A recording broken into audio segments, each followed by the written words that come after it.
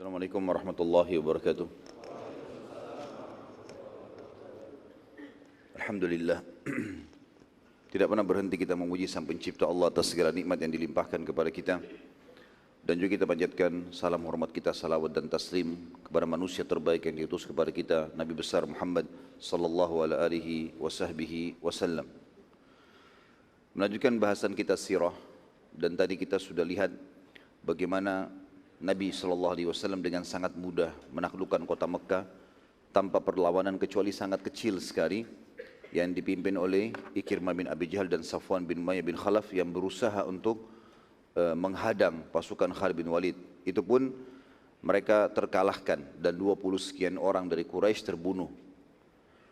Nabi SAW pada saat itu menuju ke Ka'bah dan sempat membaca akhir surah Al-Fatih. Dan beliau pada saat itu membaca tapi belum melakukan khilaf di antara ahli sejarah apakah Nabi SAW tawaf pada saat itu atau cuma sekedar lewat sambil membaca kembali akhir surah Al-Fatih untuk memastikan kepada orang-orang Quraisy kalau aku adalah utusan Allah, karena bunyi ayatnya Muhammadur Rasulullah. Kemudian yang bersamaku ini bukan orang-orang biasa, para sahabat. Mereka adalah orang-orang pilihan Sang Pencipta Allah dan sudah disebutkan ciri-ciri mereka di dalam Taurat dan Injil. Terus Nabi SAW mengumandangkan akhir surah Al-Fatih ini sampai akhirnya Nabi SAW mendekati sumur Zam-Zam. Dan ini lanjutan bahasan kita dari yang bahasan tadi pagi. Nabi SAW menuju ke sumur Zam-Zam. Lalu beliau SAW bersabda pada saat itu sambil memanggil Abbas, "Hai Abbas, kesinilah dan timbahkanlah air buat kami." Kata Nabi SAW, kalau bukan karena khawatir orang saling berebut, maka niscaya aku akan timbah sendiri. Khawatirnya kalau Nabi SAW yang timbah air Zam-Zam, maka akhirnya umat akan berebut untuk mengambil hasil timbahan Nabi SAW.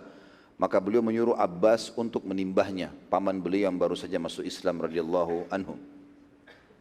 Juga dikatakan oleh para ulama bila Nabi SAW menimbah sendiri air Zam-Zam tersebut, maka nanti akan menjadi sunnah, yang berarti setiap orang kalau minum di sumur Zam-Zam menimbah sendiri.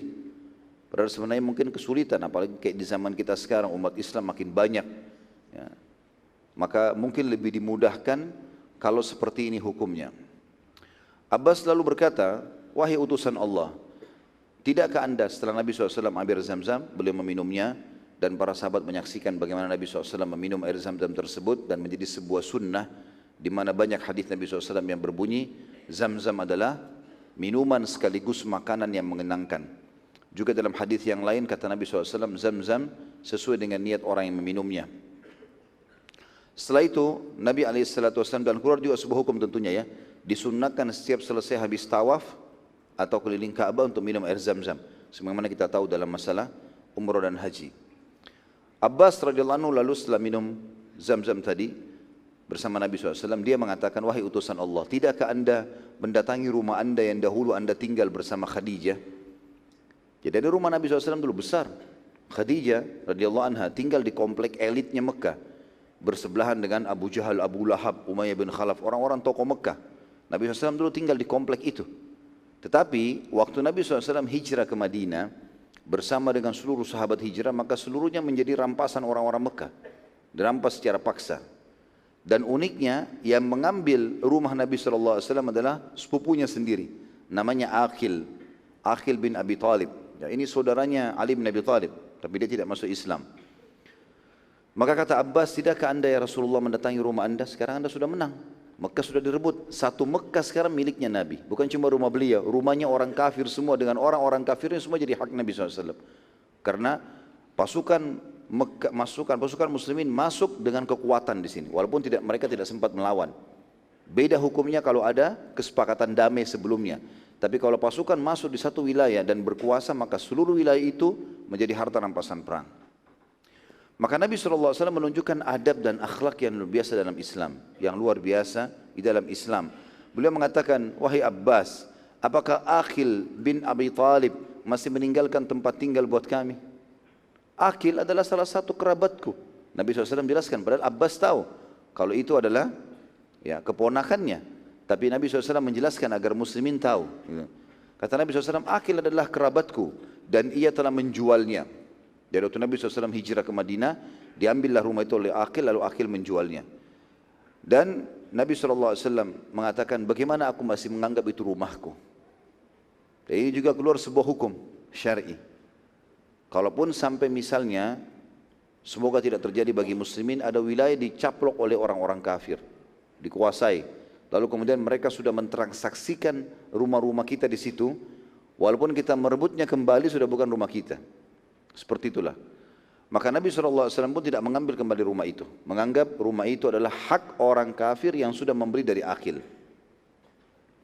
Nabi SAW sempat tinggal selama 19 hari di Mekah pada saat itu, dan selama itu beliau mengqasar solatnya tanpa jamak. Duhur di waktu duhur 2 rakaat, asar di waktu asar 2 rakaat. Tapi beliau mengqasar selama 19 hari. Makanya ini salah satu dalil yang sangat jelas dipegang oleh sebagian ulama tentang bolehnya menjamak qasar lebih daripada 6 hari. Karena ada pendapat juga mengatakan maksimal 6 hari. Tapi khilaf di antara ulama. Di antaranya adalah dalil sahih yang menjelaskan bagaimana Nabi SAW tinggal di sana selama 19 hari dan beliau tentunya menjamak, mengqasar tapi tanpa jamak. Dan ini juga sebuah hukum syar'i, dikatakan lebih afdal seseorang kalau musafir, kalau dia sudah tiba di satu lokasi, merasa aman, enggak butuh untuk dijamak, maka dia cukup mengambil keutamaan qasarnya saja. Waktu duhur dia sholat 2 rakaat, nanti di waktu asar juga dia sholat lagi 2 rakaat. Kalau dia merasa tidak ada sesuatu yang mendesak dia untuk menjamak qasarnya. Nabi SAW lalu memerintahkan agar Quraisy semuanya, karena mereka tawanan perang, satu kota Mekah dikumpulin di sekitar Bukit Safa. Jadi waktu itu kebetulan memang masyarakat kalau dikumpulkan dekat Bukit Safa dan belum ada bangunan kayak kita sekarang, ya. Safa dan Marwah dulu diibaratkan gunung, 2 gunung yang kosong, tidak ada bangunan di situ. Memang betul dipakai sa'i berjalan, karena dari zaman Ibrahim alaihissalam, tapi tidak dibangun bangunan di zaman Quraisy dulu. Maka seperti masih lembah padang pasir. Dikumpulkanlah seluruh orang Quraisy di situ. Dan Nabi SAW menyampaikan ceramahnya atau khutbahnya yang masyhur, yang isinya sangat tegas, yaitu memberantas semua keputusan-keputusan jahiliyah. Mulai hari itu tidak lagi kemusyrikan di Mekah, semuanya harus bertauhid, ya. Dan juga tidak boleh ada riba, praktek zina, semuanya yang haram diterapkan. Dan Nabi SAW menyampaikan tidak ada lagi kemusyrikan, tidak ada lagi riba, tidak ada lagi zina di Mekah. Lalu beliau menutup mengatakan semua perkara jahiliyah mulai hari ini di bawah telapak kakiku, kecuali pengurusan Ka'bah dan jemaah haji. Yang lain semua sudah tidak ada lagi, dihapus. Ya, seperti mengundi nasib, penyihir, segala macam, dukun, ini sudah enggak ada semua. Islam yang diterapkan pada saat itu. Lalu Nabi SAW bersabda dalam pernyataannya yang masyhur, setelah mengingatkan semua hukum Islam, Quraisy sekarang merasa takluk, mendengar. Kata Nabi SAW, wahai Quraisy, kira-kira menurut kalian, apa yang akan aku lakukan pada kalian? Sekarang pasukan menguasai satu lokasi bebas, mau buat apa saja. Mau dibunuh, mau dibebasin, mau dijadikan budak, bebas-bebas saja. Hukum syar'i pun membolehkan itu. Dalam arti kata kalau memang dianggap mereka adalah pembangkang-pembangkang yang berbahaya bagi muslimin, bisa saja dihukum mati. Ya. Maka Quraisy serentak menjawab mengatakan, engkau adalah saudara dan kerabat kami yang mulia dan dermawan. Maka Nabi SAW mengucapkan kalimat masyhur, dan ini yang membebaskan seluruh Mekah dari tawanan perang. Dan juga tidak ada ghanimah dari Mekah. Enggak ada harta diambil sedikit pun dari Mekah pada saat itu. Kata Nabi SAW, pergilah, kalian telah aku bebaskan. Enggak ada tawanan perang, walaupun dalam keadaan kafir. Enggak ada tawanan perang, enggak ada juga diambil harta-harta kalian. Dan ini luar biasa melunakkan hati orang-orang Quraisy. Bagaimana pasukan telah berhasil menang, apalagi beberapa tahun saja sebelumnya, ya, itu sudah sempat Quraisy menyerang, berperang di Badar, berperang di Uhud, berperang di Khandaq.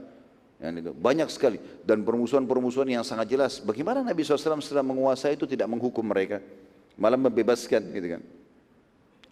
Pada saat itu seluruh Mekah di bawah kekuasaan Nabi SAW.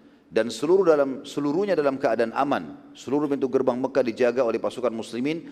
Semua sisi jalan-jalan Mekah dikuasai oleh muslimin. Prajurit Islam semua menyebar di situ.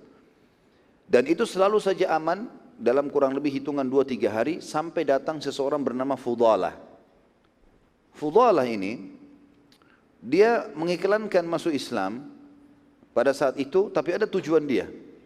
Dia ingin membunuh Nabi SAW.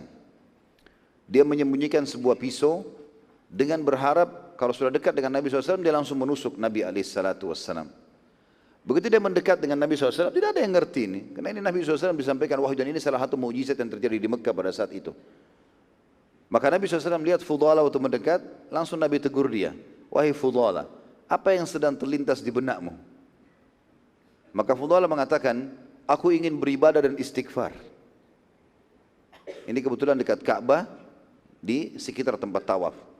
Maka Nabi SAW mengatakan, sambil mendekati Fudalah, beristighfarlah hai Fudalah. Dia mengatakan, astagfirullah. Lalu Nabi SAW mengatakan yang kedua kali, beristighfarlah hai Fudalah. Fudalah beristighfar lagi, astagfirullah, sampai 3 kali. Setelah 3 kali, Nabi SAW lalu meletakkan telapak tangannya yang suci dan mulia di dada Fudalah.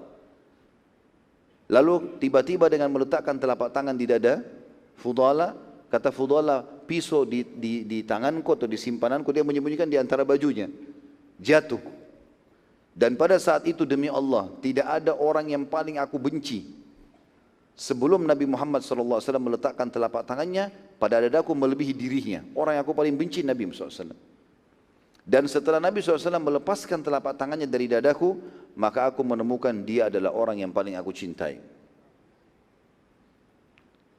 Sisi yang lain teman-teman sekalian, masih ingat tadi Abu Sufyan, ya. Sempat saya katakan, kalau beliau masuk Islam tapi masih bimbang, karena ketakutan saja. Dan kebimbangan ini terus terjadi. Abu Sufyan waktu itu pemimpin Mekah.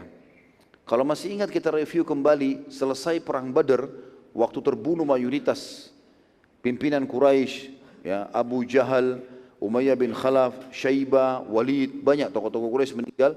Dan akhirnya yang paling tua waktu itu tersisa Abu Sufyan. Maka Abu Sufyan seperti ditokohkan lah, seperti jadi pemimpin Mekah pada saat itu. Dan dia yang memicu peperangan terjadinya perang Uhud setelahnya. Kemudian dia juga menjadi pemimpin untuk perang Ahzab, sebagaimana sudah pernah kita ceritakan itu. Sudah kita ceritakan panjang lebar masalah Ahzab dalam surah nomor 33 dalam Al-Quran, surah Al-Ahzab. Panjang lebar ceritanya sudah disampaikan juga. Maka Abu Sufyan ini seperti orang yang tidak percaya. Dia duduk menghadap Ka'bah, kemudian dia mulai berfikir, melihat orang-orang Quraisy, ya, semuanya banyak yang datang syahadat, ada yang kembali berkumpul dengan kerabatnya muslimin. Kemudian Nabi SAW dengan seluruh pasukannya menguasai Mekah, di mana-mana prajurit muslimin. Dia kayak tidak menyangka, seperti orang yang mimpi apa yang terjadi ini. Maka sempat terfikir di benak dia, sepintas, dia ingin mengumpulkan kembali Quraisy diam-diam di malam hari, kemudian mengajak suku-suku Arab yang masih bisa diajak untuk menyerang muslimin. Lagi sementara dia berfikir itu, tiba-tiba dia menemukan pundaknya dari belakang ada yang memegang. Dia kaget, seperti kita kalau lagi melamun ada orang pegang pundak kita, ya. Maka dia balik, ternyata Nabi SAW. Tiba-tiba dia kaget, dan ini salah satu yang menambah akhirnya Islamnya bisa tidak ragu lagi, ya. Walaupun ini masih ada poin lagi setelahnya yang lebih menguatkan. Setelah itu Abu Sufyan tidak ragu lagi dengan keislaman. Maka Nabi SAW mengatakan, Allah akan menghinakanmu hai Abu Sufyan kalau kau lakukan niatmu. Kaget dia. Abu Sufyan kaget. Bagaimana Nabi SAW bisa tahu? Belum dia ungkapkan, baru di otaknya. Dan dia sudah tahu kalau Nabi faham masalah itu. Allah akan menghinakanmu Abu Sufyan kalau kau jalankan niatmu. Maka pada saat itu Abu Sufyan heran. Berkecamuk di benak dia, ini kayaknya benar Rasulullah ini, gitu kan. Enggak mungkin dia bisa tahu seperti ini. Pada saat itu Nabi SAW tinggalkan Abu Sufyan, cuma ucapkan kalimat itu saja, ditinggalkan. Abu Sufyan berkecamuk di fikirannya antara dua fikiran tadi, mengumpulkan orang-orang Arab dan Quraisy untuk menyerang muslimin dengan ketakutan karena Nabi tahu. Maka ada dua orang temannya, dua orang ini pimpinan Quraisy juga, namanya Utad ibn Usaid dan Harith ibn Hisham. Usaid dan Hisham, ayahnya kedua orang ini, Utad ibn Usaid. Usaid ini mati terbunuh dalam keadaan kafir. Harith ibn Hisham, Hisham juga terbunuh dalam keadaan kafir. Ini anak mereka ini. Dua-duanya sahabat dekatnya Abu Sufyan. Datang duduk di sebelah Abu Sufyan, menghadap ke Ka'bah, melihat kejadian tersebut. Lalu ketiga orang sahabat ini masing-masing seperti orang yang terdiam, tidak tahu apa yang harus dilakukan, bingung gitu. Lalu tiba-tiba saja si Utad berkata, ya, maaf pada saat itu sebelumnya, waktu mereka lagi melamun, menghayal, melihat keadaan ini, waktu sholat masuk, Nabi SAW suruh Bilal naik ke atas Ka'bah, azan di atas Ka'bah. Utad, Abu Sufyan, ya, ini semuanya dan Harith tahu betul Abu Bilal ini siapa, budak. Dulu diperjualbelikan. Bagi mereka tidak ada nilainya Bilal di Mekah itu. Ini di pandangan mereka. Tapi Bilal radhiyallahu anhu di dalam Islam tentu punya kemuliaan. Bahkan Abu Bakar pun setelah membebaskan dia dan setelah ikut ke Madinah hijrah, kata Abu Bakar, Bilal sayyiduna, Bilal itu tuan kita gitu. Jadi dalam Islam berbeda. Tapi mereka tahu dalam pandangan mereka masih pikiran jahiliyah, ini siapa ini budak diperjualbelikan naik ke atas Ka'bah. Tokoh-tokoh Quraisy nggak ada yang pernah injak ke atas Ka'bah gitu. Maka sementara mereka melihat kejadian tersebut, ya, untuk Bilal karena mau mengumandangkan azan, Utad atau Atad tadi bilang, sungguh beruntung Usaid, ayahnya dia, ya, karena tidak melihat bagaimana hamba sahaya ini naik ke atas Ka'bah seraya bertakbir. Kalau ayah saya masih hidup Usaid, ini pasti dihukum nih. Gak mungkin ada budak bisa naik di atas Ka'bah. Harith ibn Hisham juga bilang sama. Harith bilang, sungguh beruntung Hisham karena tidak melihat budak ini hamba saya naik di atas Ka'bah dan bertakbir. Kalau Abu Sufyan dia bilang begini, sungguh aku tidak mau berkata apa-apa. Karena demi Allah kalau aku ucapkan kata-kata, maka batu ini akan sampaikan ke dia. Dia tunjuk batu di depannya. Uniknya dalam riwayat ini subhanallah, baru mereka habis bicara begitu, Nabi SAW lewat. Lalu Nabi bilang, wahai Utad, sungguh beruntung Usaid karena tidak melihat hamba sahaya di atas Ka'bah. Wahai Harith, sungguh beruntung Hisham tidak melihat budak ini di atas Ka'bah bertakbir. Wahai Abu Sufyan, sungguh aku tidak akan berkata apa-apa. Karena kalau aku ucapkan, batu itu akan menyampaikan. Semenjak kejadian ini Abu Sufyan tidak ragu lagi dengan keislaman. Ini kejadian terakhir yang membuat Abu Sufyan tidak ragu dengan Islam. Maka pada saat itu kata ahli sejarah, Abu Sufyan seluruh hatinya dipenuhi dengan Islam, tidak ada keraguan lagi.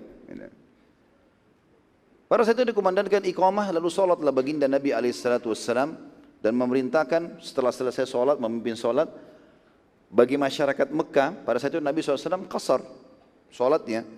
Dan tepatnya waktu itu di waktu sholat duhur. Karena pasukan muslimin masuk tadi di Mekah di waktu duha. Ya, setelah mengatur semuanya tadi di dalam Mekah, maka tiba waktu sholat duhur. Nabi SAW suruh kumandangkan azan lalu iqamah. Lalu Nabi SAW sholatnya qasar, 2 rakaat duhur. Bagi masyarakat Mekah mereka ikut dengan Nabi SAW lalu mereka menyempurnakan 2 rakaat yang tersisa. Dan ini keluar juga sebuah hukum syar'i, bolehnya imamnya musafir. Kemudian dia salam lalu makmumnya menambah rakaat yang tersisa. Setelah selesai sholat, Nabi SAW memerintahkan seluruh muslimin dan juga orang-orang kafir pada saat itu yang ada untuk menyingkir dari sekitar Ka'bah, kosongin semua. Dan waktu itu Ka'bah dikelilingi dengan 375 berhala. Banyak sekali. 10 berhala saya sudah penuh, apalagi 375. Sampai dikatakan zaman itu orang kalau tawaf, dia seperti jalan di antara patung-patung saking banyaknya. Dan setiap orang bebas buat patung, taruh lagi patung, dia namakan sendiri, lalu dia sembah sendiri di depan Ka'bah. Dan ada patung paling besar waktu itu yang paling ditakuti oleh orang-orang Mekah, namanya Hubal, patung Hubal. Ya. Tentu ada patung juga yang lain, Al-Lat dan Uzza. Ya. Ini patung-patung. Kalau Lat dan Uzza ini nama orang yang dulu dimuliakan oleh mereka di Mekah. Mereka dulu suka memberikan makan jemaah haji, menggilingkan gandum, lalu kemudian dimuliakan sampai akhirnya dibuat patungnya dan disembah selain daripada Allah Subhanahu wa taala. Dan patung yang paling besar adalah patung Hubal, tinggi besar dan dirantai dengan sekian banyak rantai supaya tidak ada yang mengambilnya. Seperti itulah, dan banyak sekali yang diletakkan hal-hal yang berupa perhiasan segala macam ditempelkan. Ada yang menghancurkan, melunakkan emas, dioleskan ke Hubal dan seterusnya lah. dari sebuah patung yang dianggap agung, bersih, mewah dan segalanya. Nabi SAW pada saat itu sengaja menyuruh seluruh muslimin untuk menyaksikan, dan orang-orang kafir, umat Islam membuat lingkaran lalu orang kafir berada di belakang mereka untuk melindungi Nabi SAW. Lalu Nabi SAW mendatangi satu persatu patung tersebut sambil membawa tongkat beliau dan beliau di atas untanya SAW dan membaca ayat Al-Quran yang masyhur, wa qul ja'al haqqu wa zahaqal batil innal batila kana zahuqa. Katakanlah hai Muhammad, al-haq telah datang dan batil telah hilang, musnah, dan kebatilan pasti akan musnah. Setiap kali Nabi SAW mendekatkan tongkatnya ke patung-patung tersebut, belum tersentuh hancur sebagai mukjizat dan disaksikan oleh semua orang. Ini mukjizat juga termasuk yang besar di Mekah, karena patung-patung ini dibuat dari batu-batu yang keras. Tapi biasanya juga mereka kalau mau hancurkan pakai kampak, pakai alat-alat yang besar. Ini tidak. Nabi SAW cuma pakai tongkat dan belum disentuh, hancur sendiri. Dan hancurnya itu uniknya menjadi tanah.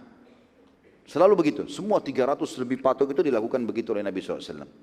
Dan mereka kaget melihat itu. Patung yang ratusan tahun mereka sembah, mereka yakini sebagai Tuhan. Bahkan mereka takut berbicara keras suara di dekat patung tersebut. Mereka menganggap kalau bersumpah atas namanya akan diijabah. Dan segala macam keyakinan yang selama itu di zaman jahiliyah mereka percaya. Maka patung-patung tersebut semuanya berjatuhan di hadapan Nabi SAW dan berlebur dengan tanah. Jatuh. Dan Nabi SAW sengaja menyisakan Hubal. Tinggal satu Hubal, patung yang paling besar. Dan keyakinan orang-orang Quraisy, kalau Hubal ini enggak akan pernah ada yang bisa kalahkan. Dan selama ada Hubal di Mekah, berarti tidak akan pernah Mekah bisa diserang. Seperti itu keyakinan mereka. Sekarang Nabi SAW ingin membatalkan keyakinan itu. Maka beliau pun mendekati Hubal alaihissalam dan beliau sengaja memegang tongkatnya, memperlihatkan kepada Quraisy lalu mencolok matanya Hubal sambil mengatakan waqul ja'al haqqu wa zahaqal batil innal batila kana zahuqa. Perlu teman-teman tahu, Hubal ini kalau dipikul itu mungkin 20 orang baru bisa angkat. Beratnya, patung besar. Mungkin lebih besar daripada tiang masjid ini gitu. Tapi Nabi SAW di atas untanya, dan Nabi SAW juga tinggi besar. Lalu tongkatnya pun dicolokkan ke matanya. Begitu satu kali dicolok saja, disentuhkan Nabi SAW, goncang Hubal. Goyang, seperti lagi ada yang goyangkan gitu. Lalu Nabi SAW menarik tongkatnya. Ingin menunjukkan kepada Quraisy, lihat. Lalu Nabi SAW melakukan yang kedua kali.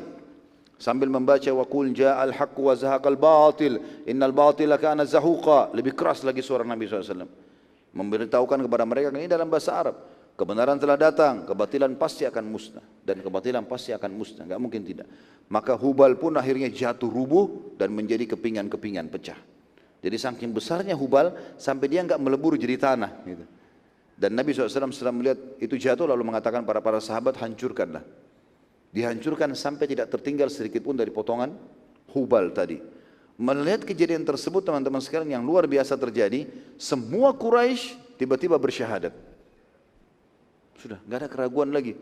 Ini patung yang selama ini mereka sembah, mereka pertahankan ternyata hancur, lebur di tangan Nabi SAW. Dan hancurnya dengan cara seperti tadi, terhina.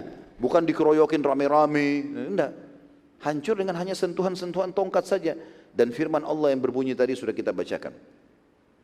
Setelah hancur semua dan berbondong-bondong orang mengucapkan syahadat, Nabi SAW sekarang ingin menyempurnakan pembersihan kota Mekah dari segala kesyirikan dengan masuk ke dalam Ka'bah. Perlu kita tahu teman-teman sekalian, Ka'bah di zaman itu, di dalamnya pun banyak patung. Ada patung-patung juga. Bahkan dindingnya itu dilukis-lukis, digambar-gambar oleh mereka. Ya. Rupaka-rupaka, jadi bentuk-bentuk gitu. Jadi seperti kita kalau dipahat, dibuat gitu ya. Maka Nabi SAW waktu itu mengetahui yang pegang kunci Ka'bah ada dari keturunan Abdiddar bernama Uthman bin Talha. Uthman bin Talha, waktu dia lihat kejadian tadi, patung-patung itu hancur, syahadat dia. Sudah enggak ada lagi kebatilan, enggak ada lagi kebenaran kecuali ini gitu. Maka Nabi SAW mengatakan kepada Uthman bin Talha untuk ya, batangkan pintu Ka'bah. Maaf, Uthman bin Talha ini keliru saya. Bukan dia masuk Islam pada saat penghancuran Ka'bah, batu patung-patung, tapi dia masuk Islam bersamaan dengan Khalid bin Walid dan Amr bin As. Beberapa saat sebelum pembebasan kota Mekah waktu itu. Yang waktu Khalid bin Walid keluar dari Mekah, Kemudian Uthman bin Talha ini sahabat dekatnya Amr bin As dengan Khalid bin Walid didatangi oleh Amr bin As. Amr bin As masuk Islam di tangannya Najasyi. Lalu kemudian diajaklah masuk Islam oleh Amr bin As dan akhirnya mereka bertiga masuk Islam. Dan setelah mereka tiba di Madinah, kata Nabi SAW, telah datang kepada kalian anak-anak muda terbaiknya Quraisy. Uthman bin Talha memegang kunci Ka'bah dan dia turun-temurun dari kakek-kakeknya, dari keturunan Abdiddar.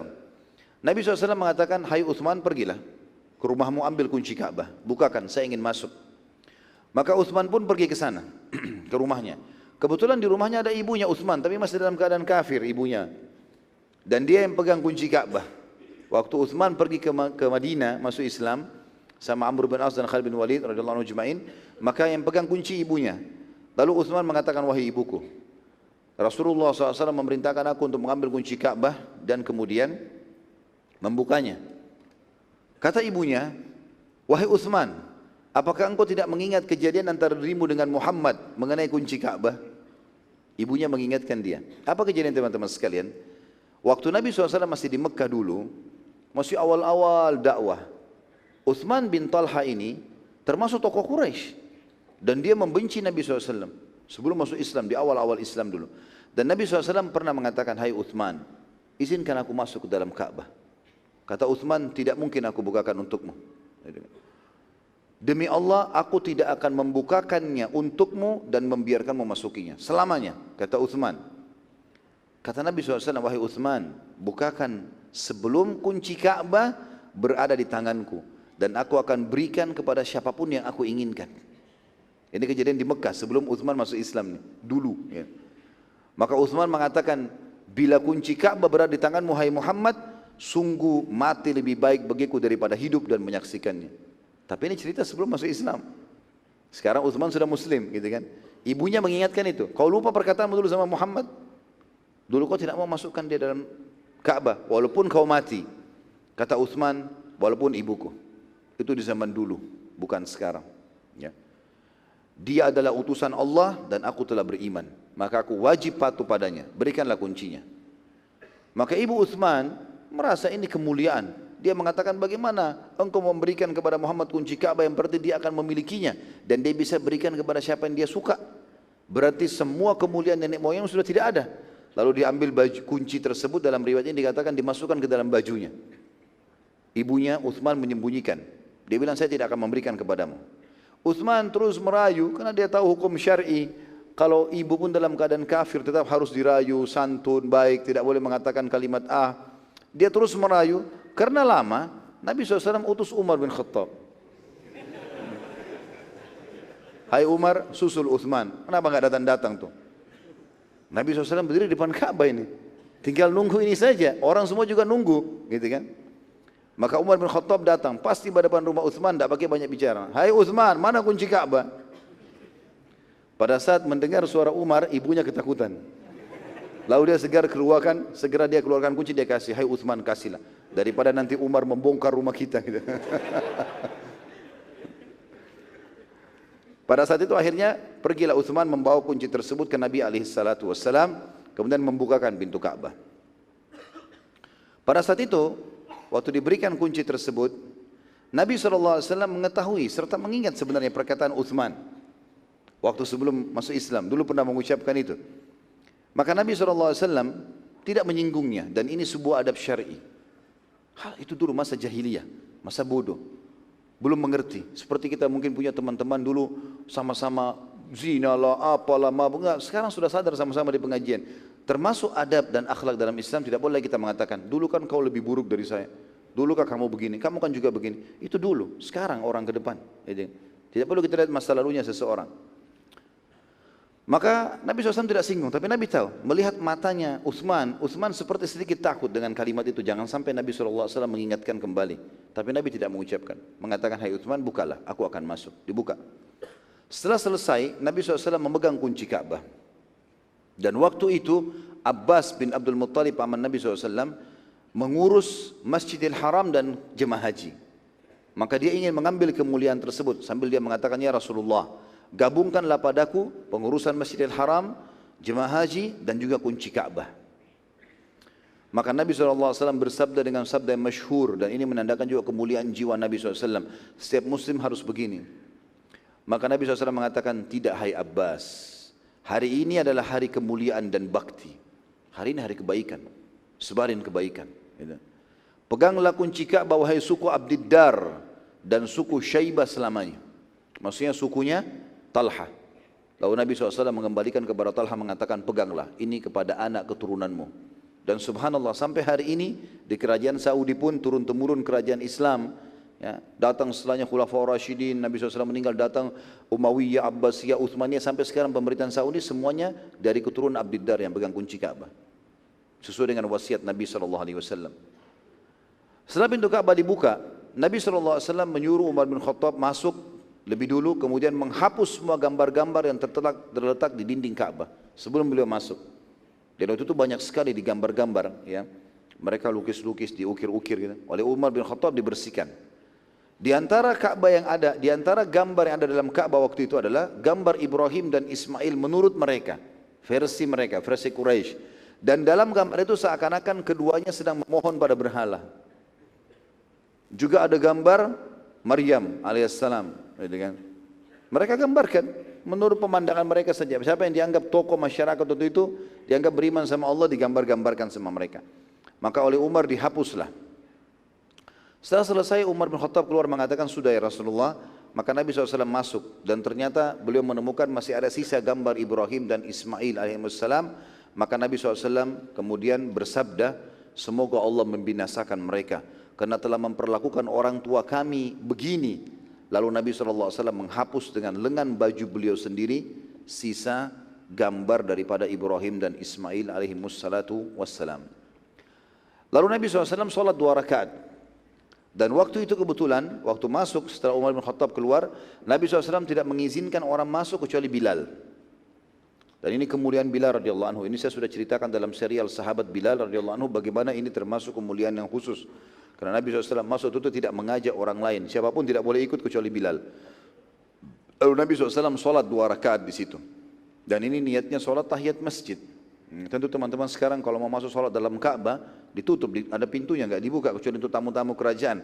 Tapi ada di sebelah Ka'bah ada hijr Ismail yang melengkung dan ada 3 lampu, itu juga termasuk bagian dari Ka'bah. Sebagaimana sudah pernah kita jelaskan di awal-awal sirah kita.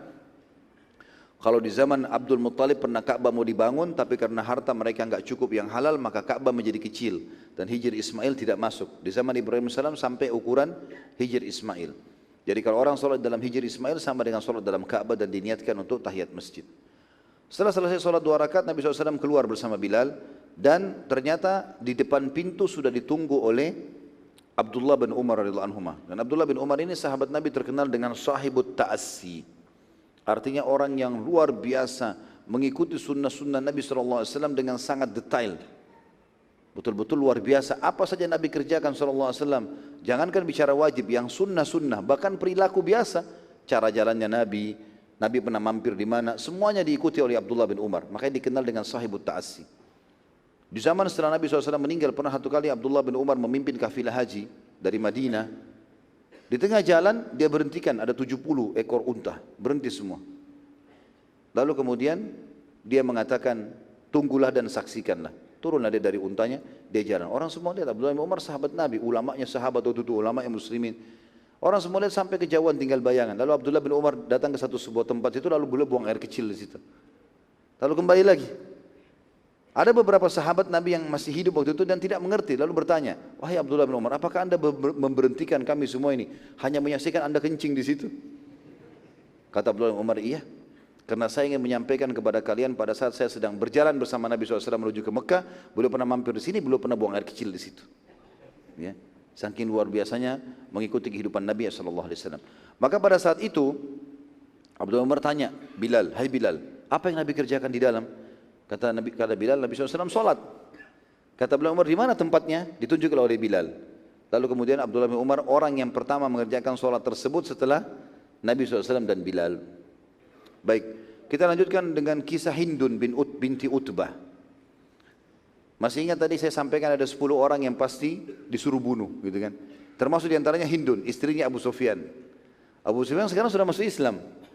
Hindun ini Karena dia tidak mau masuk Islam, dia berusaha menyelinap di antara masyarakat Mekah. Tapi dia termasuk target, kalau ditemukan harus dibunuh.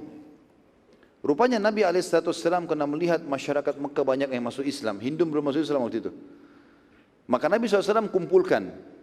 Salah satu yang dikumpulkan Nabi SAW khusus kaum wanita, dikumpulin sendiri. Ada tradisi-tradisi jahiliyah yang harus dihilangkan, tidak boleh ada. Maka Nabi SAW mengumpulkan mereka setelah syahadat, ya, pada saat itu mereka ikrarkan syahadat di depan Nabi SAW, maka Nabi mengatakan kalian harus mengambil janji setia, menyebutkan janji setia, ikrarkan itu. Yang pertama, kata Nabi SAW, tidak boleh lagi ada syirik bersama Allah SWT. Tidak lagi sekutunya Allah. Tidak ada patung, tidak ada jimat, tidak ada apa-apa. Tawakal dan berpasrah kepada Allah.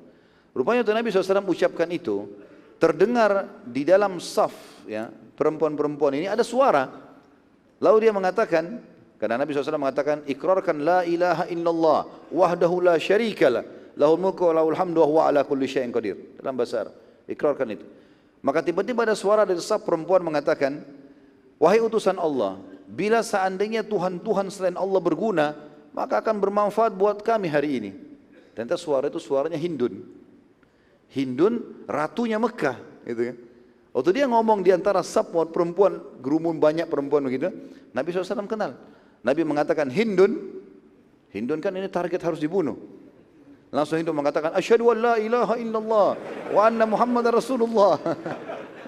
Baru syahadat waktu itu. Lalu Nabi SAW tersenyum. Nabi menerima itu. Subhanallah mulianya jiwanya Nabi SAW. Padahal Hindun adalah pembunuh pamannya. Dan termasuk target untuk dibunuh. Maka Nabi SAW terima. Lalu Nabi lanjutkan. Nabi tidak terlalu hiraukan. Sudah syahadat, sudah Nabi biarkan. Nabi mengatakan yang kedua, tidak boleh zina. Dan memperlihatkan perhiasan kalian baik di tubuh maupun telapak kaki kalian. Orang Mekah semua diam. Ini tahu ini penaklukan Mekah. Dan sekarang sudah Islam. Harus dengar ini utusan Allah.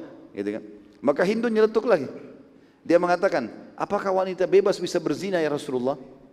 Karena tradisi orang di Mekah yang berzina kalau wanita hanya perempuan hamba sahaya.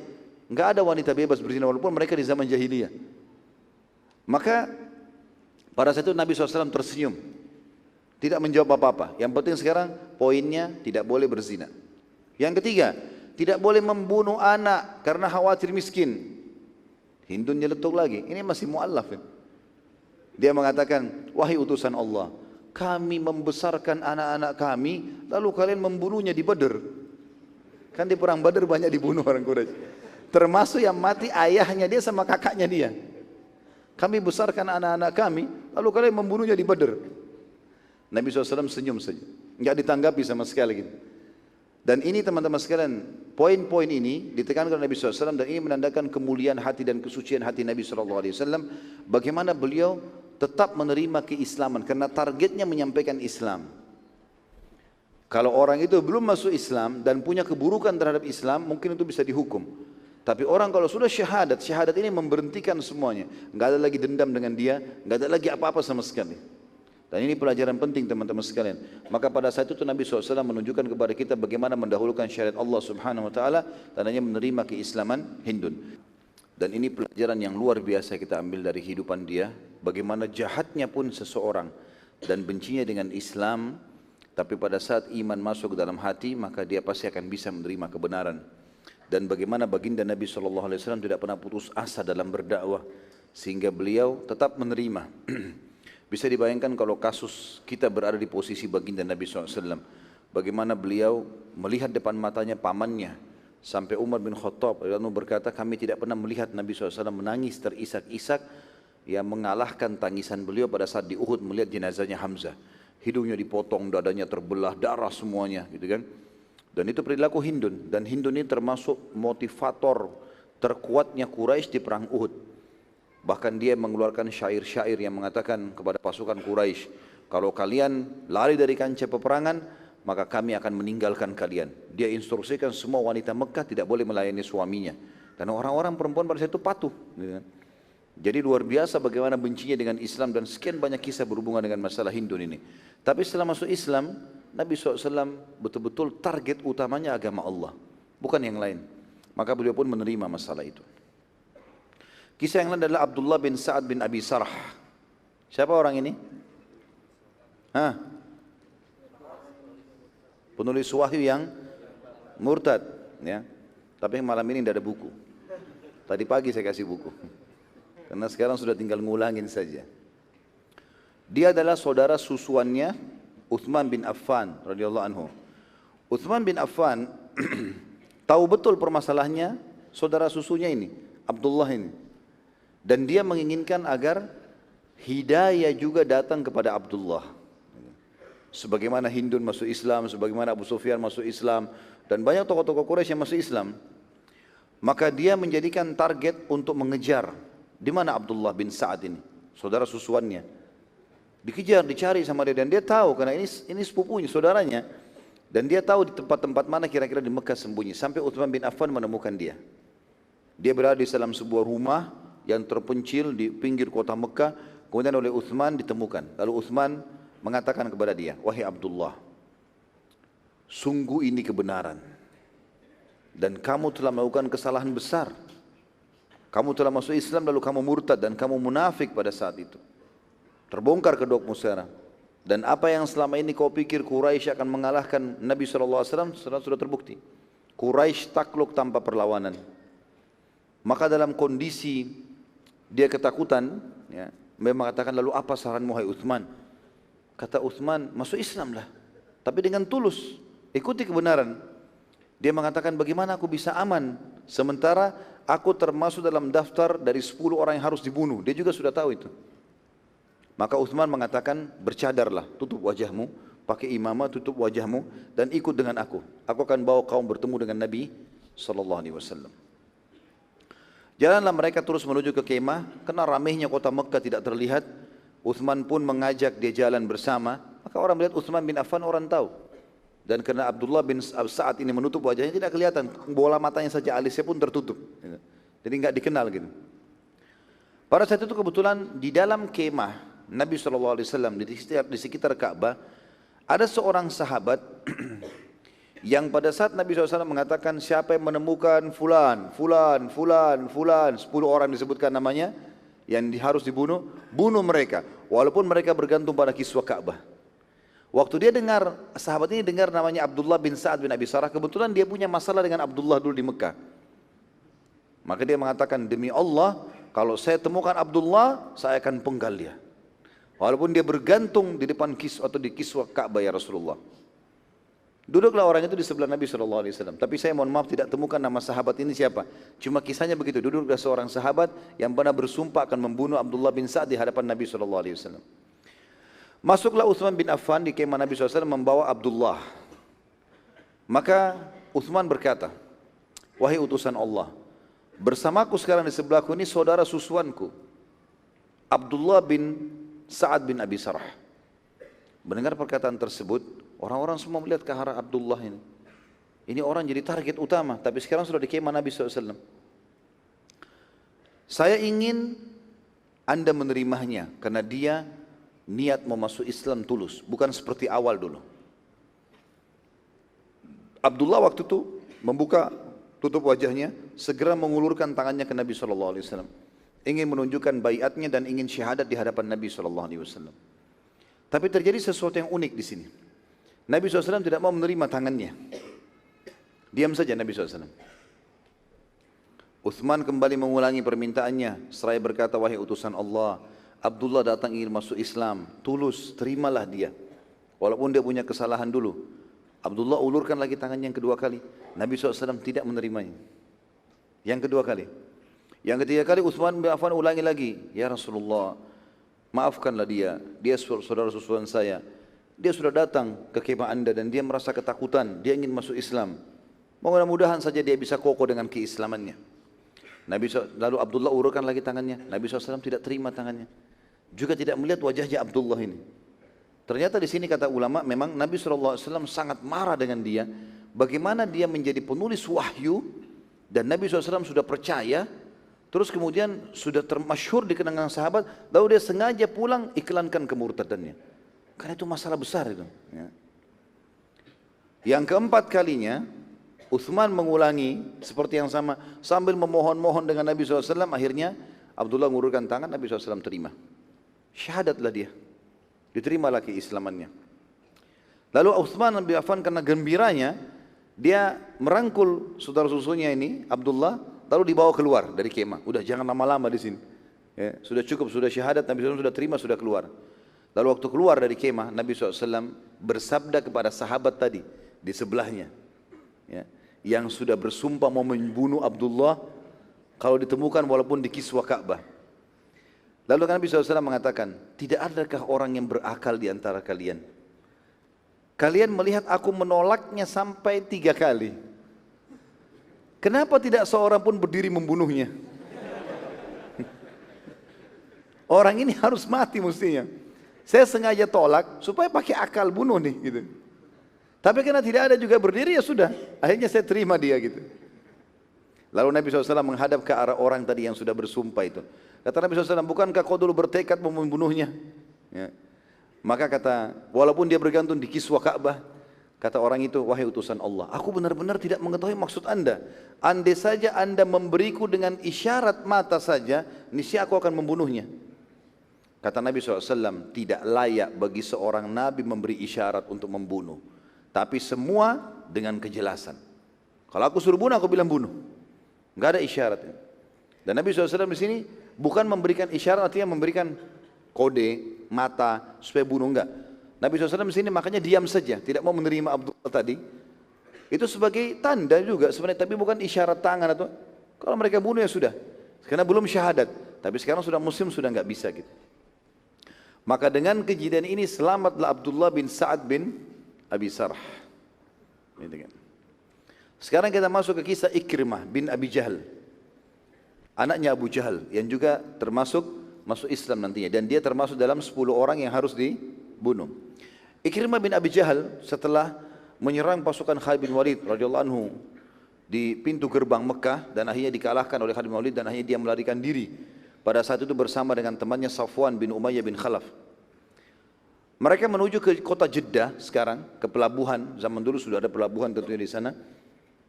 Dan ingin menyeberang. Yang Safwan ingin pergi ke negeri Syam, Ikrimah juga sama. Istri Ikrimah namanya Ummu Hakim, masuk Islam bersama dengan kelompok wanita yang ada Hindun tadi. Sempat syahadat. Tapi karena terpisah dengan suaminya ditarget, maka dia tidak tahu suaminya di mana gitu. Ummu Hakim pada saat itu sudah masuk Islam radhiyallahu anha dan dia berkata kepada Nabi SAW, wahai utusan Allah, bila aku membawa Ikrimah untuk ke Mekah masuk Islam, apakah anda menerimanya? Kata Nabi SAW, iya, asal dia mau masuk Islam ya. Maka Ummu Hakim lalu bertanya ke sana sini, mana ini? Cari informasi tentang Ikrimah. Sampai dia mendapatkan informasi Ikrimah telah menaiki kapal untuk menyeberang Laut Merah. Dia mau menuju ke Afrika dulu, baru kemudian dia pergi ke negeri Syam, ke atas gitu. Pada saat itu dengan hikmah Allah Subhanahu wa taala terjadi sesuatu. Allah kalau mau memberikan hidayah orang subhanallah dengan caranya. Dan cara Allah Subhanahu wa taala ini memang tidak bisa susah untuk bisa ditangkap dengan akal sehat manusia. Allah Subhanahu wa taala punya cara yang manusia mungkin tidak akan sampai idenya ke sana. Ya. Pada saat itu terjadi ombak besar dan kapal yang ditunggangi atau dinaikin oleh Ikrimah ini dihantam dengan ombak yang besar. Dan Ikrimah kebetulan tokoh Mekah, diketahui siapa orang ini. Dan di atas kapal mayoritasnya adalah orang-orang yang menyembah berhala dan juga tokoh-tokoh suku Arab, tidak harus dari Mekah, banyak mereka yang mau pergi berdagang dan seterusnya. Dan Ikrimah tahu semua ini semua penyembah berhala. Waktu dihantam oleh ombak, awalnya waktu ombak datang, masing-masing pegang patungnya, lalu mohon-mohon sama patung itu. Ikrimah gak bawa patung, tapi dia lihat semua orang ini. Gak lama kemudian ombak tambah besar, sehingga akhirnya mayoritas mereka ya, melempar patung-patung mereka ke lautan, lalu mereka mengatakan, ya Tuhan selamatkanlah kami.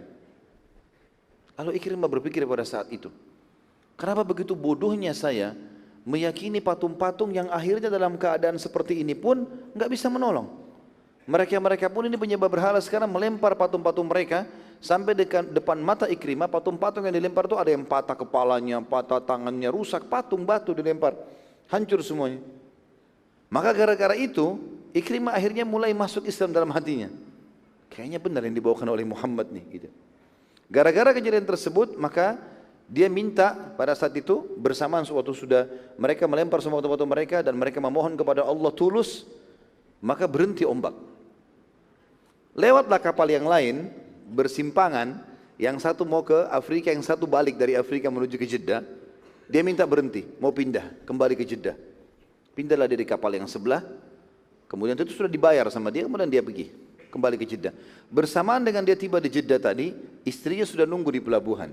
Ummu Hakim. Padahal tidak janjian sebelumnya dengan hikmah Allah Subhanahu wa taala. Maka pada saat itu pun Ummu Hakim mengatakan, "Wahai Ikrimah, sungguh aku telah datang dari sisi utusan Allah. Aku sendiri sudah masuk Islam." Hatinya sangat mulia. Bayangkan satu kota Mekah semuanya dimaafkan.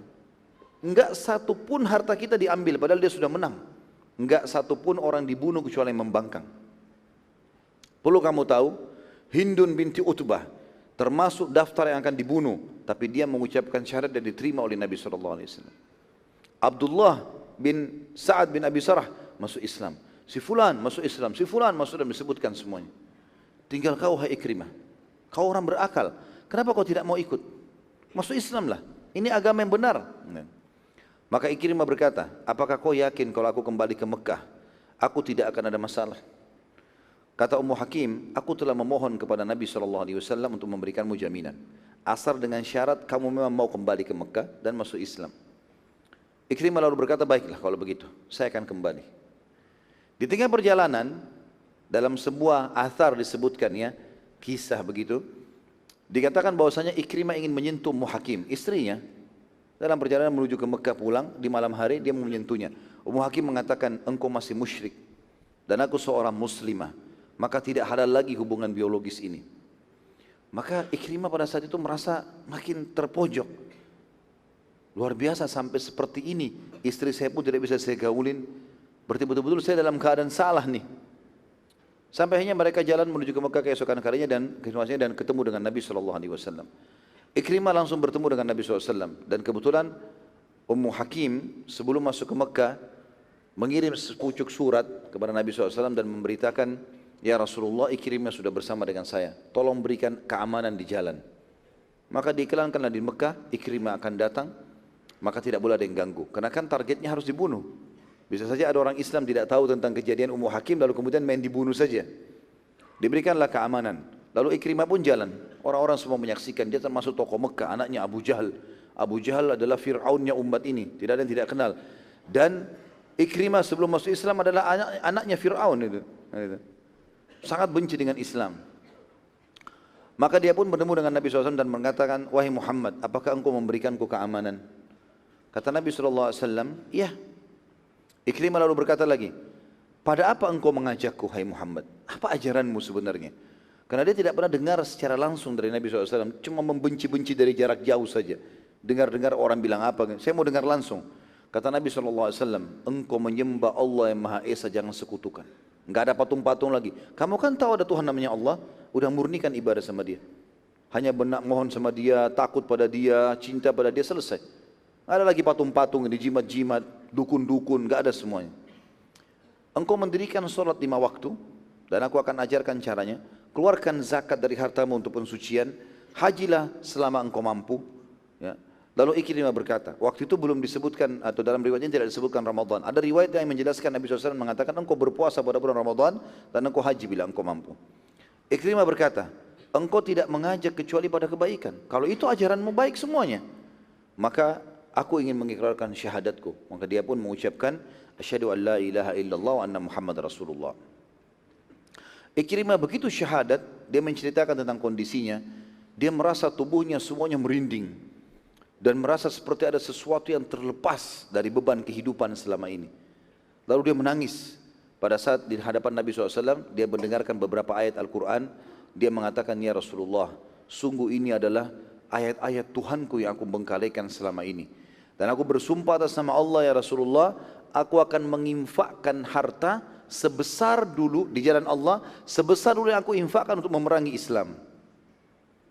Dan ini ulama mengambil sebuah hukum dari kejadian Ikrimah radhiyallahu anhu ajma'in ini, bagaimana seorang muslim kalau pernah melakukan perbuatan-perbuatan salah, dia harus selain taubat kepada Allah, menutupi itu dengan melakukan yang seimbang dan tapi dalam kebaikan.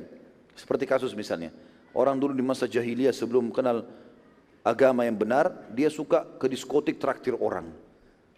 Biayai orang mabuk-mabukan misalnya, berzina, traktir temannya zina di hotel, apalah segala macam. Dan dia tahu itu dia keluarkan karena dia punya kemampuan. Maka dia semestinya setelah taubat sekarang, dia kira-kira mentaksir. Dulu dia setiap malam minggu sering traktir temannya 5 juta, habis, mabuk-mabukan segala macam. Sekarang dia nilai itu, dia infakkan di jalan Allah senilai itu untuk menutupi kesalahan itu. Itu yang Ikrimah lakukan radhiyallahu anhu dan Nabi SAW mendukung itu.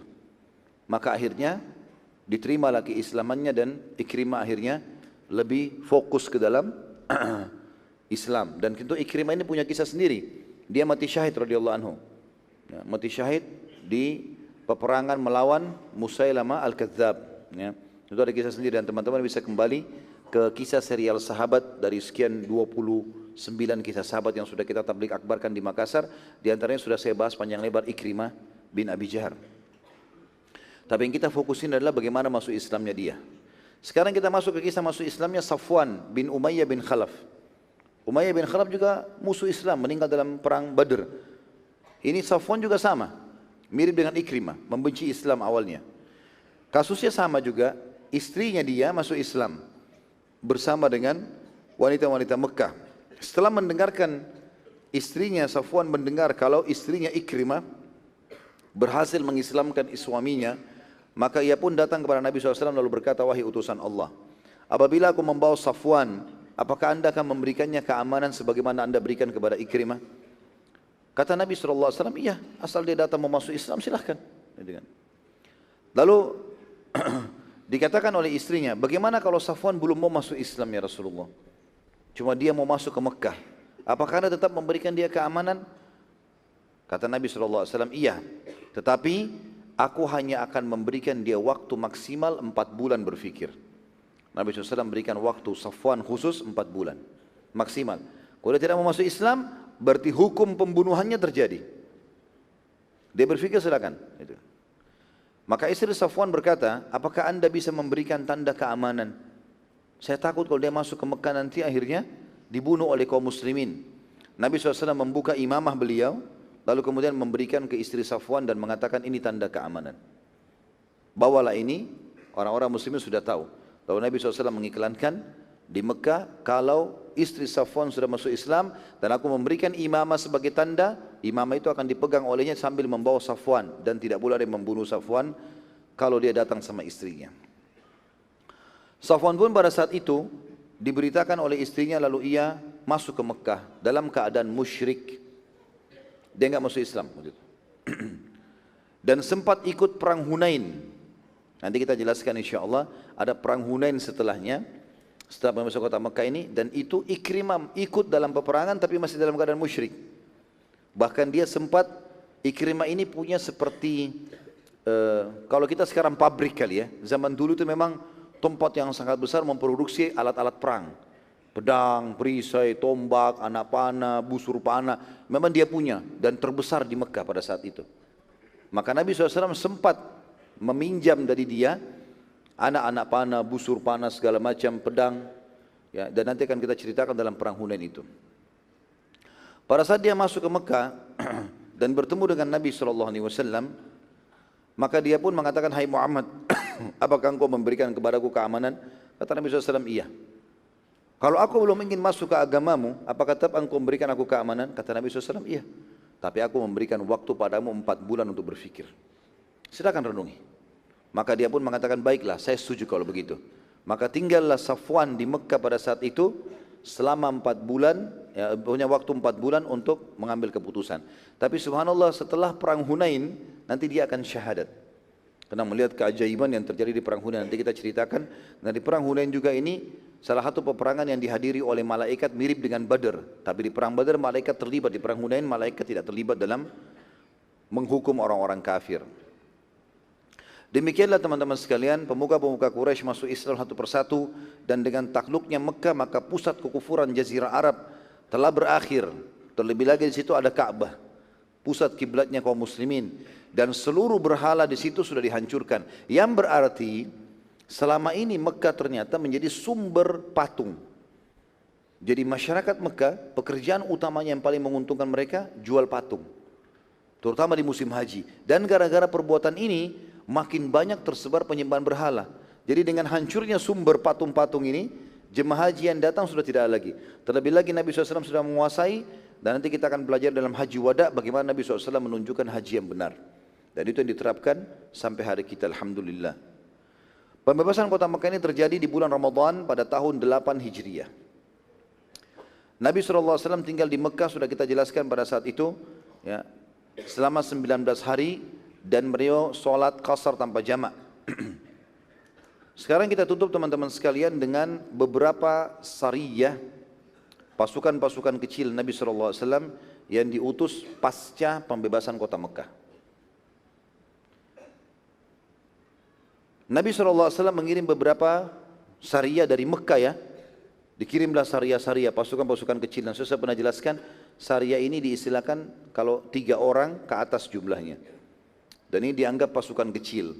Selalu Nabi SAW menggunakan strategi ini. Kirim pasukan inti 10 orang, 20 orang, 30 orang, 70 orang.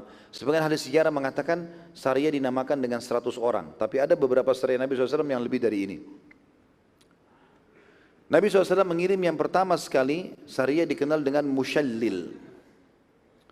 Dan ini ada terdiri dari 30 personil perang dipimpin oleh Khalid bin Walid untuk menghancurkan patung Uzza.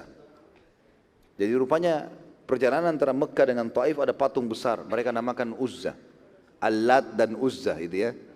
Yang mereka kalau bersumpah atas nama itu mereka takut kualat. Maka Khalid bin Walid hancurkan itu. Dan itu berhasil.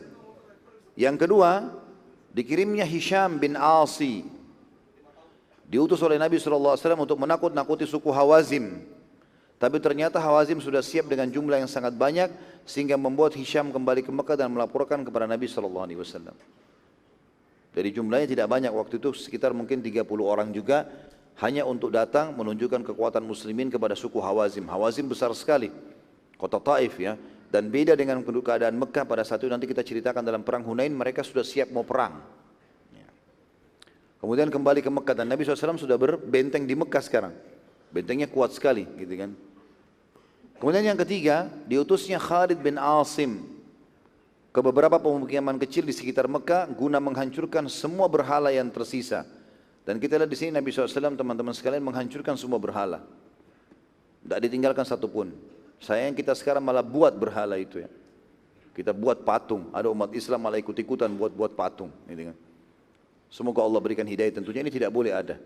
Sampai Nabi Ibrahim AS mengatakan tentang patung-patung tersebut, A'udzubillahi minasyaitonir Rabbi innahunna adlalna katsiran minan nas. Ya Allah, patung-patung ini banyak sekali menyesatkan manusia. Maka tidak perlu ada patung sama sekali. Hindari semua yang berhubungan dengan patung-patung ini. Baik itu hanya untuk ukiran lah, atas nama seni lah, atau apa saja. Setiap muslim harus jauhi. Dan kita tahu sebab kekufuran dan kesyirikan justru karena adanya patung. Awalnya cuma dianggap bagus, lama-lama disembah gitu kan. Dan apapun yang berhubungan dengan patung-patung atau memiliki patung ini, hindari aja semua. Termasuk teman-teman biasakan anak-anak kita untuk main dengan mainan dengan cara menghindari boneka-boneka ya. Hindari saja, lebih aman. Walaupun ada riwayat menjelaskan Aisyah radhiyallahu anha pernah bermain dengan boneka, tetapi seseorang muslim, kata ulama, berjaga-jaga untuk tidak membiasakan anaknya memegang boneka-boneka seperti ini. Apalagi boneka ini ceritanya khurafat, bohong. Doraemon misalnya, Doraemon bohong semua, dusta. Dalam gambarannya dia bisa keluarkan apa saja dari perutnya ya. Kalau kita orang dewasa nonton ketawa saja, tapi anak kecil, bayangkan kalau antum berikan boneka Doraemon, taruh di sebelah ranjangnya, apa yang dia pikir? Kalau dia lagi mau tidur, dia bicara sama boneka itu. Mungkin dia minta sesuatu pada boneka itu. Benar gak? Kita mungkin orang tua hanya sekedar menjadikan bantalnya misalnya, tapi akidahnya dia sedang terganggu, bahaya sekali. Beranjak dari situ, gitu kan? Itu bahaya sekali. Berikan mainan robot-robot, untuk apa kita berikan robot-robot ini? Gitu kan? Sesuatu yang mengkhayal, robot bentukan Amerika, bentukan Jepang, ini segala macam dengan nama-namanya, sampai itu yang dihafal oleh mereka. Ya kan, untuk apa? Kenapa harus begini gitu? Lebih kita hindari, tidak usah, lebih aman kan gitu. Tidak usah kita lakukan. Mungkin mobil-mobilan masuk akal, mobil tak ada hubungannya. Ya, tapi kalau patung, robot berbentuk seperti manusia, segala macam hewan, lebih baik dihindari, nggak usah. Apalagi sekarang alhamdulillah media kita kan bagus banyak ya. Daripada gambar, lebih baik kita lihatkan cuplikan. Mau lihatkan misalnya harimau, ini loh harimau nak. Ada cuplikannya. Ya, mungkin secara ilmiah menunjukkan ini harimau. Kita bisa tunjukkan, nanti sudah bisa kita hindari ya. Artinya untuk menjaga-jaga saja. Karena bahaya sekali gitu kan. Bahaya sekali, ini bisa membawa pada hal-hal yang tidak diinginkan. Kita lihat Nabi SAW betul-betul membersihkan Mekah dan sekitar Jazirah Arab sekarang. Dan kita lihat nanti setelah ini pun, setelah menang di perang Hunain, melawan suku Hawazim nanti, itu betul-betul bersih Jazirah Arab. Enggak ada satupun, karena di Taif, Taif itu kota kedua sumber patung setelah Mekah. Yang nanti akan diserang oleh Nabi SAW. Kemudian yang keempat, Nabi SAW mengutus lagi Khalid bin Walid ke suku Judaimah. Saat Khalid bin Walid tiba di sana, ternyata suku Duaimah telah menyambutnya dengan maksud ingin masuk Islam pada saat itu. Dan tradisi Junaimah ini atau Juhaimah ini, bila menyambut tamu mereka kalau dimuliakan, mereka biasa keluar dengan persenjataan lengkap. Maka Khalid bin Walid mengira bahwasanya mereka mau melawan, gitu kan? Jadi tradisi suku ini kalau keluar menyambut tamu atau apa, mereka pakai baju perang. Bawa pedang, nunjukkan keterampilan. Khalid bin Walid kira ini menantang, gitu kan? Maka Khalid bilang, masuk Islamlah kalian. Kalau tidak perang, mereka mengatakan sabakna. Kalimat sabak ini juga bagi orang Arab dulu dikatakan sabak kalau dia tinggalkan ajaran nenek moyangnya. Itu nama sabak. Khalid bin Walid tangkap sabakna, maksudnya mereka siap memasuki Islam. Tapi Khalid bin Walid tangkap ini sabakna artinya kami kafir. Karena kan sabak, kenapa dia nggak bilang iya kami mau masuk Islam? Kenapa harus pakai bahasa isyarat gitu kan? Maka Khalid bin Walid memerintahkan pasukannya menyerang. Serang ini. Waktu diserang terbunuh sebagian dari mereka dan tertawan sebagian lagi. Di malam harinya Khalid bin Walid membunuh sebagian tawanan lagi yang tersisa yang dianggap memang mereka ahli-ahli perangnya. Kemudian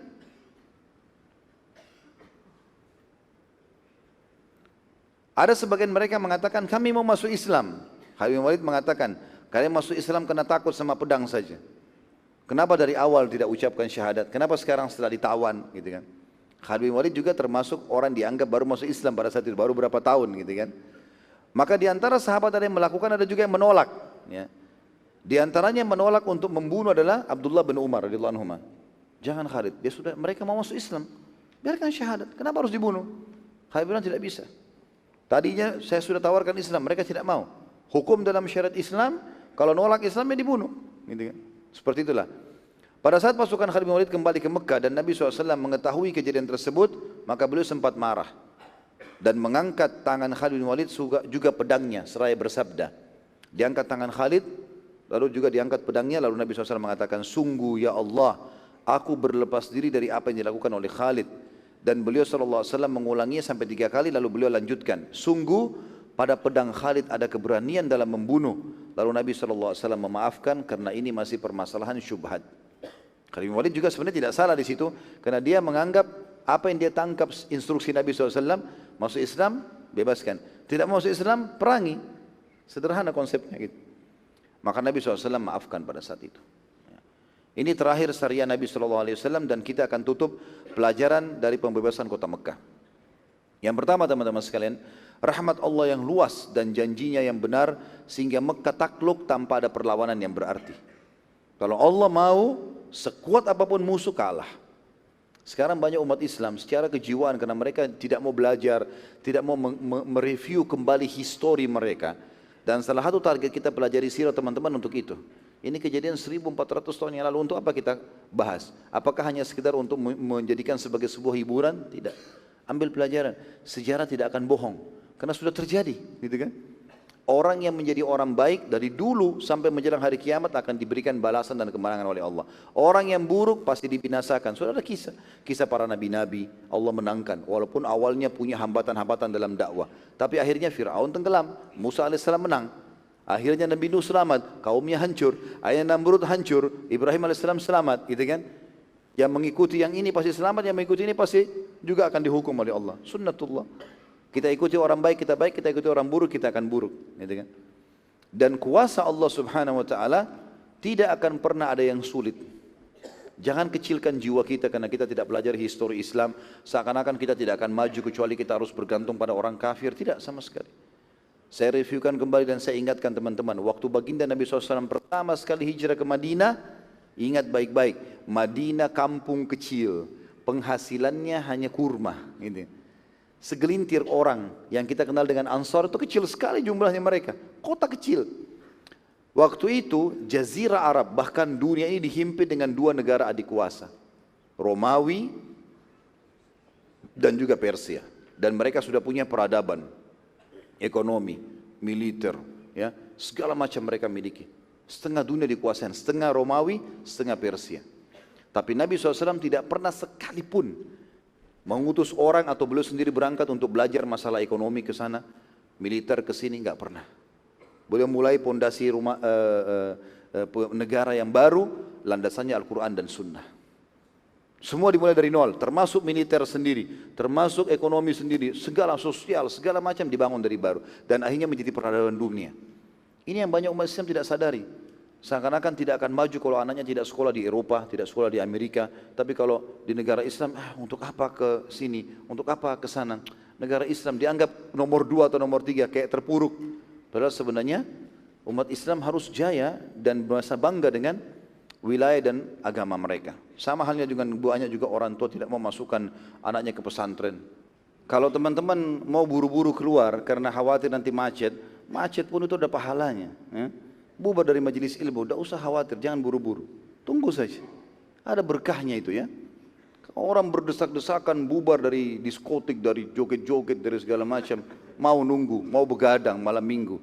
Masa antum bubar dari ta'lim mau merasa terganggu? Nikmatin aja prosesnya. Selama kita di jalan Allah berpahala. Udah biarin aja, nikmati, tidak masalah. Yang kedua, setelah rahmat Allah yang luas dan janjinya benar, sehingga Mekah takluk tanpa ada perlawanan, yang berarti teman-teman kita tinggal berusaha saja, taufiknya Allah akan datang. Yang kedua, kebaikan hati Nabi SAW dalam bermuamalah dengan siapa saja. Dan ini pelajaran penting, tidak ada dendam bagi kaum muslimin. Tidak ada dendam. Kalau orang itu dulu berbuat buruk, tetap dalam keburukan boleh dihukum. Tapi kalau dia sudah mengaku kesalahannya dan memperbaiki, selesai. Kecuali dia kepergok berbuat, dihukum. Tapi kalau dia seperti kasus Hindun, Abu Sufyan, segala macam, dulunya benci Islam, sekarang masuk Islam, sudah selesai. Yang ketiga, masuk Islamnya mayoritas pemimpin Quraisy serta seluruh penduduk Mekah tidak tertinggal satupun akhirnya masuk Islam. Yang terakhir masuk Islam tadi disebutkan Safwan oleh sebagian ahli sejarah mengatakan karena dia menunda sampai beberapa waktu, terutama setelah selesai perang Hunain.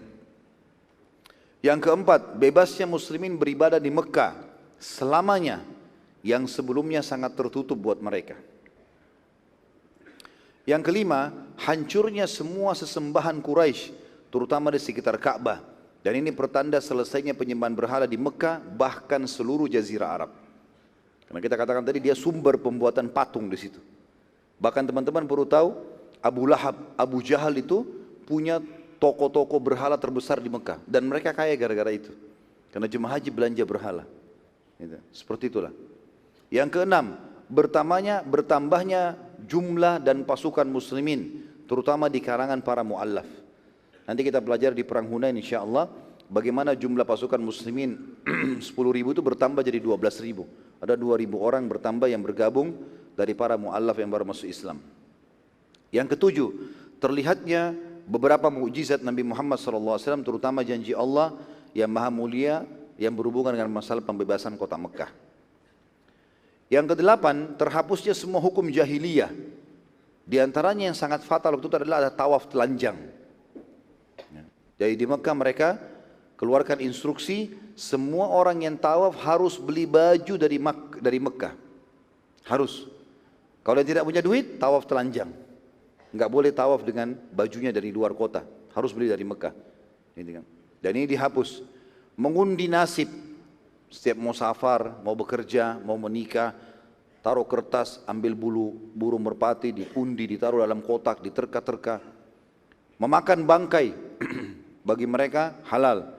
Meminum darah, menyembah berhala, dan seterusnya, ini semua dihapus dalam syariat Islam.